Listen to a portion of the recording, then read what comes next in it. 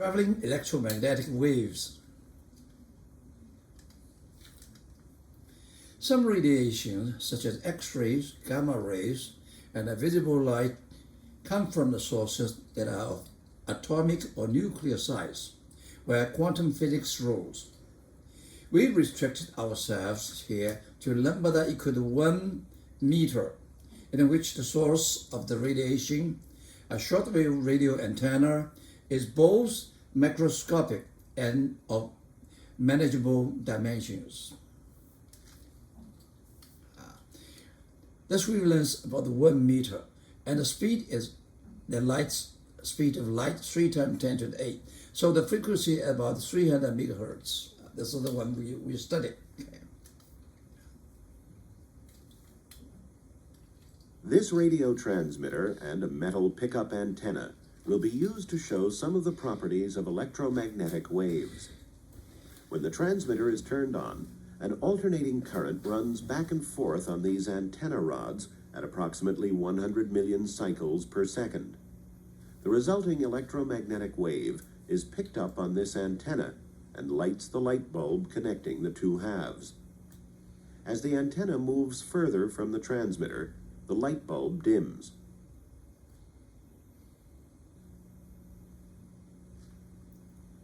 When the antenna is turned at right angles to the transmission antenna, the light bulb goes out.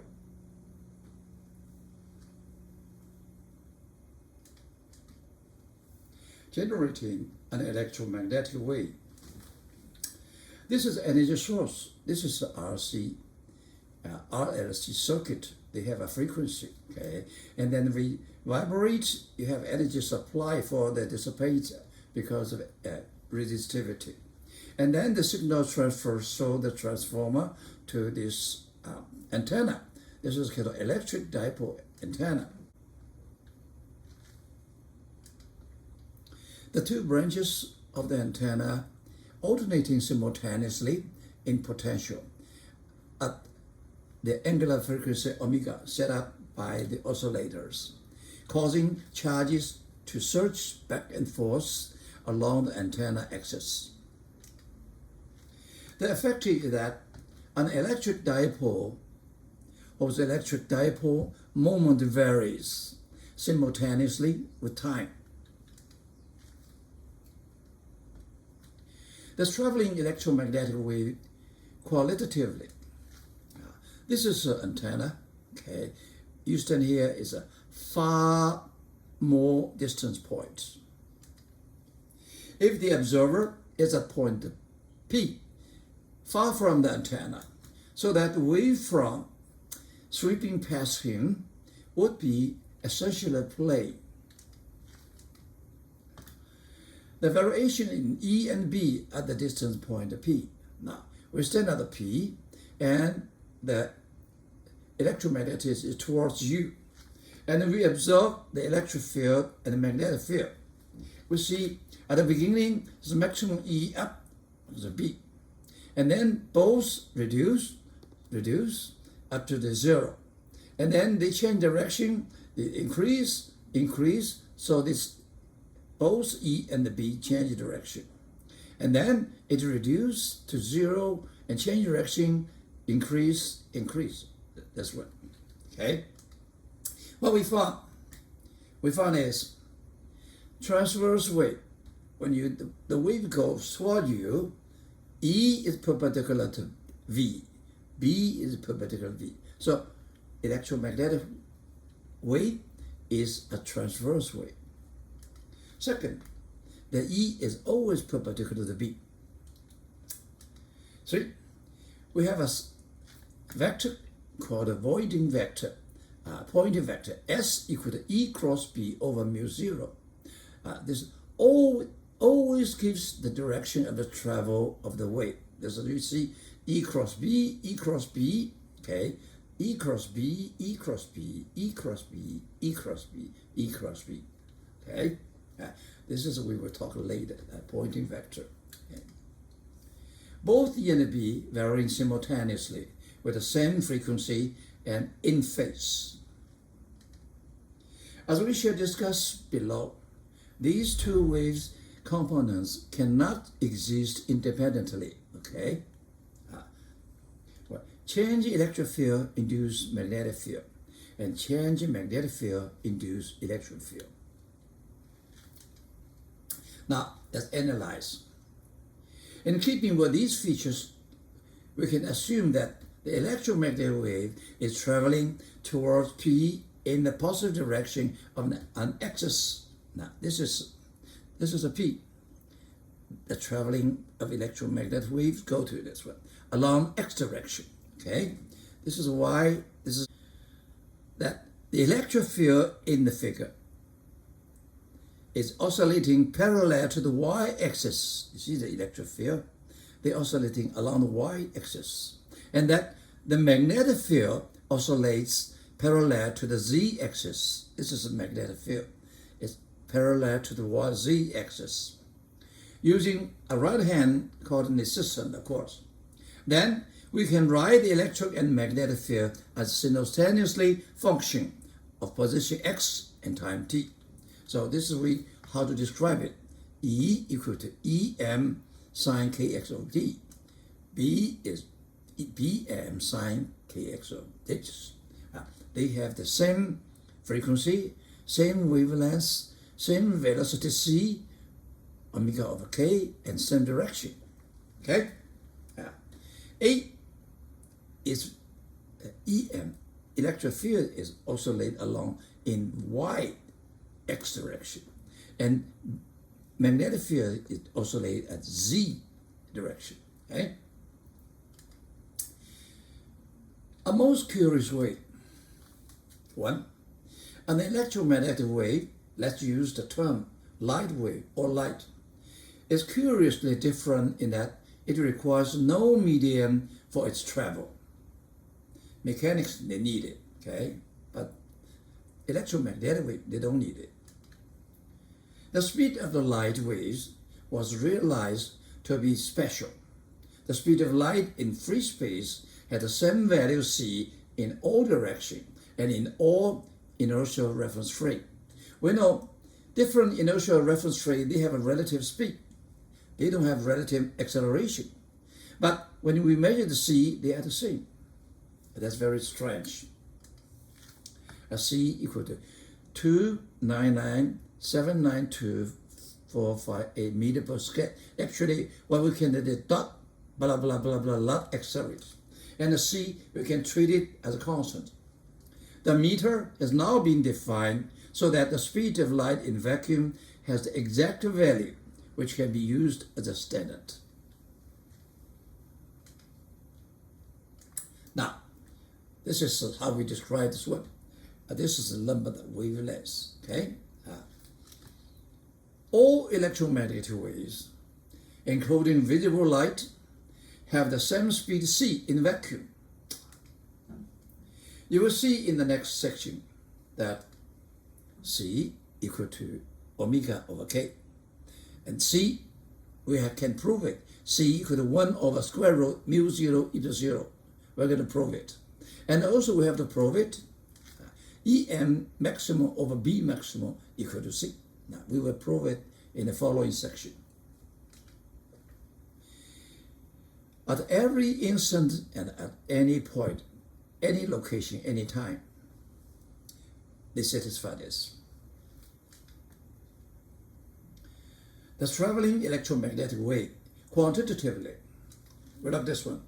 We are going to prove C equal to 1 over square root mu 0 e to 0, and the E maximum over B maximum equal to C. We should now derive above equations, and even more important, explore the dual induction of the electric and the magnetic fields that give us light. That means changed electric field induce magnetic field, and changed magnetic field induce electric field, and then you get the light. This one. The wave traveling along x direction. The E oscillate along y direction. The B oscillate along z direction. Okay, this is the P. We look at these small curve, okay, loop, okay. This loop is on xy plane, okay. This location is x. This rate is dx, so this point is x plus dx. So this is E, and this is E are different, so we call it E plus dE, okay? And x, E along the y direction, B along the z direction, okay? Suppose this loop has h, height h. Now, what we do, we know E equal to EM sine kx minus omega t, and B equal to BM sine kx minus omega t, okay? We take the loop, this anti-clockwise, this one. So its direction A is along the B. We use the right hand, okay? Now, we look at this Maxwell equation. This equation tells us the change magnetic field will induce electric field, okay? Now, we use this one, put this inside. This is loop, we take this loop, okay? This loop, okay? The ds is along this, E is around this. So we write the detail. Starting from here, along this one is h, and this is a constant E, is E plus dE. So this one equal to, this is E plus dV times h. This dx are too small, we just ignore it, okay? They perpendicular, equal to 0, okay? The dx is horizontal, E is vertical, the dot equal to 0. And this one, E is up, ds down, so it's minus EH. And then you put this one, you get HDE. Look at this one. Rho phi ln t, or d phi dt, okay? Rho phi equal to B dot A. What is A? This A is area. What is it? H dx. And this is the A direction, as we define. The slope is counterclockwise, so the A is along the Z direction, okay? So this A is dxh. Rho t, they are constant, so we take this out. H dx rho b rho t. Now, we put this detail into this equation. First one is HDE equal minus h dx rho b rho t. H cancel out. You have a minus sign, so this become rho e rho x. This is equal to minus rho b rho t. Okay, and then we put this E and B into it. Rho e rho x, this one, because the sine kx minus rho this rho x equal to cosine, and you have a k. So we get this one, E k cosine. See the minus sign, you have rho b rho t. Rho b rho t is here. You get cosine minus omega. And you have originally have minus, 2 minus become positive. You get Bm omega cosine. And both cosine we cancel out. We get EMK equal to B omega. And so E over Bm equal to omega over K. And that is the speed of light equal to C. Okay, so this is the first conclusion. You got to do it. Second, we take another loop. This is a horizontal on OZ. This loop. This loop, we know always we have this equation. This is always. Then we take the loop. This is also counterclockwise. This is x. This is x plus dx. So this is b plus db. This is the b. Now we go this way. Okay, I go this way. All right. ds, the b is negative direction. So this is minus b plus db h. Okay, you look this one. This equation tell you change electric field, induce magnetic field. Now we take this loop is this loop, okay, and this loop, and then we put d dot ds B dot ds along this one is, the first is this direction, dbs is minus b plus db times h. This two line is dx perpendicular to b, so equals 0. And this one, they are the same, so the bh. And if we cancel out bh, you get the minus hb db. I look this one, rho phi, rho t.